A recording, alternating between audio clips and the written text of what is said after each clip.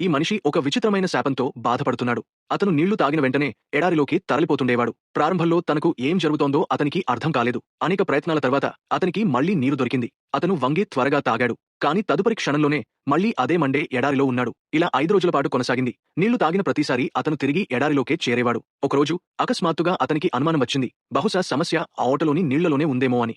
ఈసారి తాగకుండా దానిని దాటుతూ నడవాలని నిర్ణయించుకున్నాడు. నిజంగానే ఈసారి శాపం పనిచేయలేదు. అతను చివరకు రహదారిని చేరుకున్నాడు. అక్కడ వెళ్తున్న ఒక కారును ఆపాడు.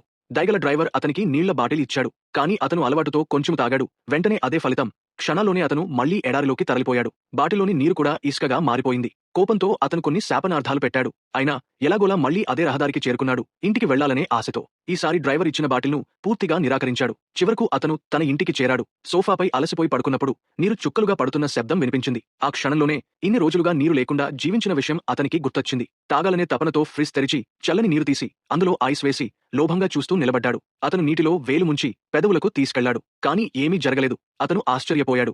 మళ్లీ ప్రయత్నించాడు. అయినా ఏమీ కాలేదు. ఇప్పుడు మొత్తం గ్లాస్ ఎత్తుకుని తాగేశాడు. అయినా ఏమీ జరగలేదు. శాపం ముగిసిపోయిందని అతనికి అనిపించింది. అతిగా ఆనందంతో నేరుగా స్విమ్మింగ్ పూల్లోకి దూకాడు. శతాబ్దాల తర్వాత నీటిని అనుభవించిన ఆనందం అతనికి అపారంగా అనిపించింది. అంతలో ఒక పెద్ద శబ్దం వచ్చింది. క్షణంలోనే అతను మళ్లీ ఎడారిలో పడి ఉన్నాడు. ఈసారి అతను కన్నీళ్లు పెట్టుకుని విరిగిపోయాడు. 1000 కష్టాల తర్వాత ఎలాగోలా నగరానికి చేరుకుని రోడ్డు పక్కన కూర్చున్నాడు. అప్పుడు ఒక ఆలోచన అతనికి వచ్చింది. అతను వెళ్తున్న ఒక అమ్మాయిని అడిగాడు. క్షమించండి, కొంచెం నీరు ఇస్తారా? ఆ అమ్మాయి చెప్పింది. సారీ, ఇది నా కుక్క కోసం.